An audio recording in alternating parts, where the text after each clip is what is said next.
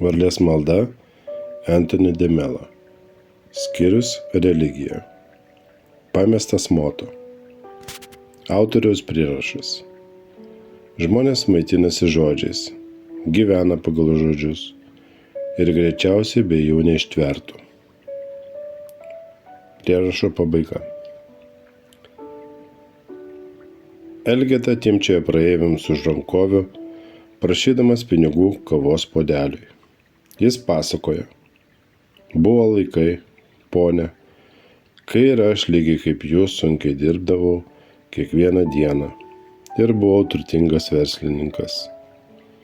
Ant rašomojo stalo, prisimenu, gulėjo mano gyvenimo moto: kūrybingai mąstyk, ryžtingai veik ir nesibaimink pavojų. Juo vadovavausi ir pinigai liejosi. Ir tada Elgeta imdavo kūkčiodamas virpėti. Valytoja išmetė šį motą į šiukšlių kibirą. Autoriaus prierašas. Šluodamas šventyklos kiemą, nesustok paskaityti senų laikraščių, o švarindamas savo širdį, nesustok paflirtuoti su žodžiais.